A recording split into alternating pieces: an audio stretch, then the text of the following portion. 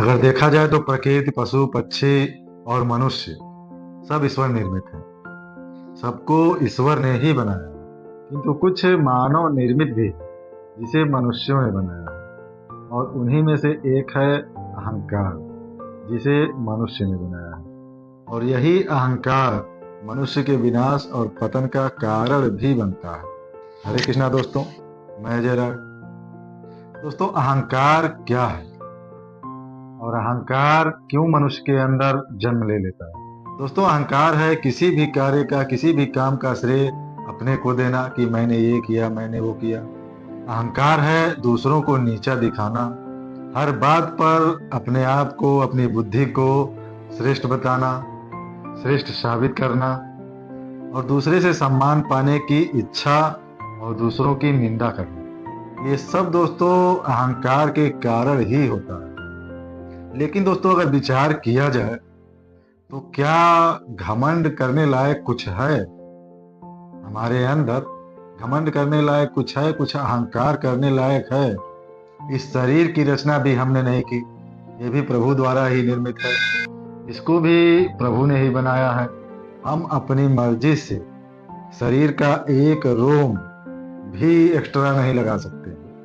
दोस्तों, जब हम अपने शरीर का एक रोम भी नहीं लगा सकते और ना ही कोई हमारे शरीर में अपने मर्जी से कोई एक्स्ट्रा अंग हम बना सकते हैं, तो फिर अहंकार किस बात का?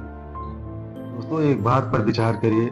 आपको जो भी पद, प्रतिष्ठा, सम्मान जो भी मिल रहा है वो सब ईश्वर प्रदत्त है, सब वही कर रहा है। इसका आपको किंचित मात्र भी अहंकार नहीं होना चाहिए। अगर प्रभु ने कोई पद आपको सौंपा है तो उस पद के जरिए प्रभु आपसे सेवा लेना चाहते हैं, और उस पद में रह के आप प्रभु की सेवा करिए, लोगों की सेवा करिए।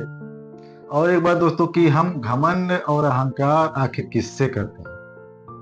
किसी की निंदा करते हैं, किसी की बुराई करते हैं, तो आखिर किसकी करते हैं?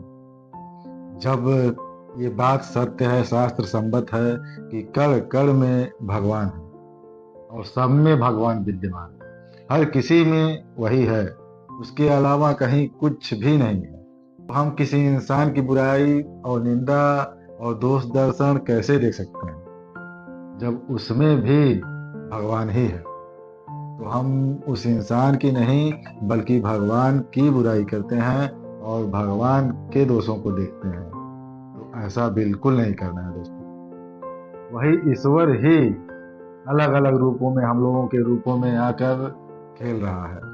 बस ये समझना है दोस्तों, ये सब उसकी माया है, उसी की लीला है, और यही समझाने के लिए वो ये लीला रचा है, ये खेल खेल रहा है कि आखिर उसको इस खेल में कौन पहचान जाता है कि इन सब के अंदर कोई अच्छा है, कोई बुरा है। ये सब वही बना है, उसके सिवा हम लोगों की कोई सत्ता नहीं है कि हम अपनी मर्जी से कुछ कर भी सकते हैं। इस दिमाग को, इस बुद्धि को भी प्रकाश देने वाला वही है, इन आंखों को भी जोत देने वाला, कुछ देखने लायक बनाने वाला भी वही है। कुछ हम देख रहे हैं तो बस उसके नजर से देख रहे हैं, ये आपकी अपनी नजर नहीं है, ये नजर भी उसकी ही है, वो ही देख रहा है। तो उसके भाव से अगर देखेंगे तो सब में वही दिखेगा, वही कहीं अच्छा बना है, कहीं बुरा बना है। तो दोस्तों, ये सब उसका खेल है और कुछ नहीं है।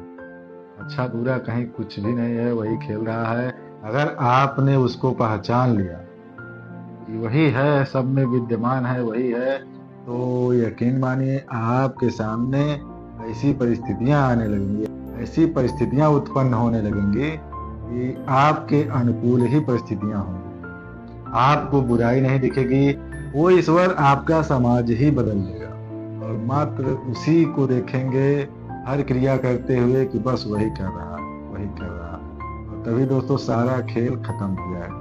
फिर उसके बाद कुछ भी जानने को बाकी नहीं रह जाएगा, और ना ही कोई जीवन में प्रश्न रह जाएगा, और आप एक सच्चे आनंद का अनुभव करेंगे, और प्रभु से आपकी असली पहचान हो जाएगी, जिसको हम लोग भूल चुके हैं कि प्रभु से हमारी क्या पहचान है। वो पहचान दोस्तों जब पता चल जाएगा तो आपको और कोई कुछ भी जानने को शेष नहीं रह जाएगा। ये माया का पर्दा है, आपके सामने से बिल्कुल हट जाएगा और सिर्फ वही दिखेगा। और अगर सब में उसकी भावना आ जाए तो फिर अहंकार और घमंड की तो कोई जगह ही नहीं है वहां पे। लेकिन दोस्तों, ये इतना भी आसान नहीं है। ईश्वर के खेल को समझना इतना भी आसान नहीं है। इसके लिए ईश्वर पर पूर्ण विश्वास और नाम जप करना होगा आपको। दोस्तों, बस नाम का सहारा ले लीजिए। ये नाम ही है जो हमारा ईश्वर में पूर्ण विश्वास बढ़ाएगा और पूर्ण शरणागति कराएगा। दोस्तों, नाम सर्व सामर्थ्यशाली है। भगवान का नाम भगवान से भी अधिक सामर्थ्यशाली नाम है। बस एक बार इसको आप जपना शुरू कर दीजिए। हर श्वास श्वास में उसका स्मरण करिए, उसका नाम लीजिए। फिर आपको सब कुछ अनुभव में आने लगेगा दोस्तों, और आपके जीवन में एक दिव्य आनंद की उत्पत्ति होने लगेगी। तो प्रभु का खूब नाम जप करिए, भजन करिए, चिंतन करिए। मिलते हैं अगले वीडियो में। राधे राधे।